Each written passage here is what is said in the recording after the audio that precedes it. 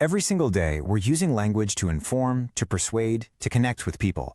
But what if I told you that certain words are like hidden keys, designed to unlock automatic responses deep inside your brain without you even noticing? So today, we're on a hunt for the single most manipulative word in human language. It sounds like something out of science fiction, right? But it's totally grounded in real psychology. We are talking about a word so powerful, it can make you agree to things without you even realizing why. And we're not talking about some complicated, fancy rhetoric here. It's a simple, everyday word that basically exploits a glitch in how our brains are wired.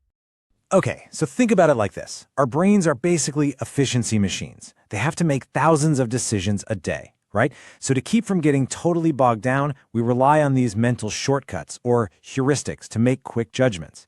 But here's the catch. These shortcuts can be hijacked. Certain words act like triggers that tell our brains, hey, no need to think hard here, just go with the flow. And that's exactly where the manipulation begins. Let's take a look at our first contender. The word free. I mean, who doesn't love that word? It just feels like a win, like there's zero risk involved. But its power is, wow, it goes way beyond just saving a few bucks. It creates this emotional pull that is so strong, it can make us act completely irrationally. So, to really see this in action, we've got to look at this brilliant study by a researcher named Dan Ariely. Here's what he did. He offered students a choice. You could get a fancy, premium Lindt truffle for 26 cents or a regular old Hershey's Kiss for just a penny. Pretty simple, right?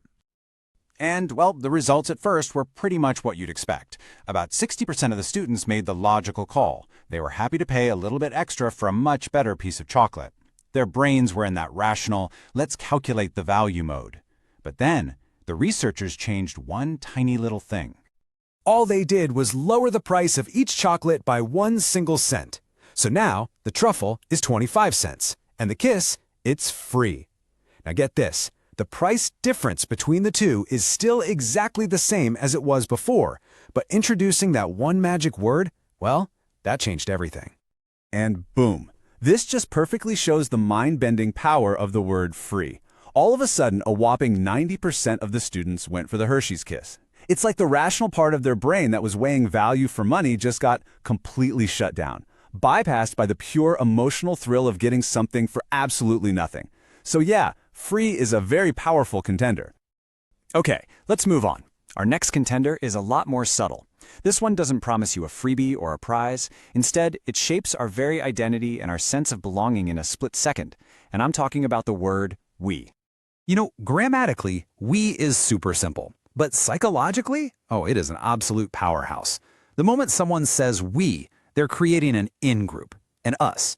And, by definition, if you have an us, you automatically have a them.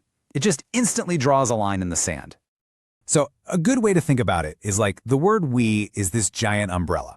Sometimes it's used inclusively, right? It pulls everyone underneath to work on a shared goal. But it can also be used in a really exclusive way to create this sense of solidarity for one group by setting it up against them. This is like a fundamental tool in politics, in group dynamics. You can create unity or create division with just one little syllable. All right, it's time for our final contender. This one is definitely the quietest of the bunch, but honestly, it might just be the most potent. It doesn't offer you a prize. It doesn't try to create a tribe. Instead, what it does is exploit our deep, fundamental human need to have a reason for things. So let's go back to 1978. A Harvard researcher, Ellen Langer, conducted this experiment that is now legendary. Basically, someone would walk up to a line for a Xerox machine and try to cut in. And they tried 3 different ways of asking. The first was just a simple request. The second gave a real, legitimate reason. And the third gave a reason that was completely pointless. They said, because I have to make copies. I mean, come on, that's why everyone is in the line. Okay, and the results? They were absolutely stunning. Just asking straight up worked 60% of the time. Not too bad, right? But the request with a real reason, that shot up to 94% compliance. Huge difference. But here is the absolute mind blower. The request with that totally nonsensical reason got a 93% compliance rate. It was almost identical. It's like the quality of the reason didn't even matter at all. All that mattered was the presence of this one little word. So there we have it, our 3 big contenders. We've got free, the word that triggers irrational desire. We've got we, the instant tribe builder. And we have that mysterious justification key we just saw in the Xerox study. It is time for the verdict. Now, to be crowned the most manipulative word, it's got to meet two really strict criteria. First, it has to be super reliable. It has to work almost every single time. And second, and this is the big one, it has to operate on an unconscious level. It needs to sneak right past our rational brain without setting off any alarm bells. And based on that, we have a clear winner. The most quietly powerful and, the most manipulative word in human language is because. That was the trigger word in the Xerox experiment, right? May I use the Xerox machine because I have to make copies? So why does because win? Well, it's because our brains are just fundamentally wired to look for cause and effect. When we hear the word because, it's like a signal to our brain that says, okay, a reason is coming.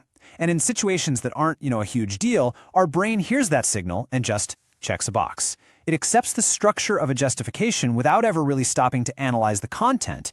It's a pure cognitive shortcut. It's basically a master key for getting us to automatically agree. So there you have it. You know the secret. And listen, this is more than just a fun piece of trivia. Really understanding the power of because is kind of like gaining a superpower. You can use it for good, and you can also defend yourself when it's being used on you. You see, the line between persuasion and manipulation, it's really all about intent. Using because to give someone a genuine, logical reason, that's just clear communication. That's totally ethical. But using because with a totally empty, meaningless reason, just to exploit that mental shortcut for your own gain, that's manipulation. So what's the big takeaway here? How can you use this? Well, from now on, every time you hear the word because, just let it be like a little alarm bell in your head. Just pause for a split second and ask yourself, hey, is the reason that's coming next actually a real reason? This simple little habit is your shield. It kicks your critical thinking back into gear and pretty much makes you immune to this little trick. And that, of course, brings us to our final thought. Now that you see the strings, you're going to start noticing this everywhere. In ads, in political speeches, at your job. The real question you got to ask yourself is, who's pulling them? How many of our decisions, big and small, have been shaped by this one simple word, without us ever even knowing?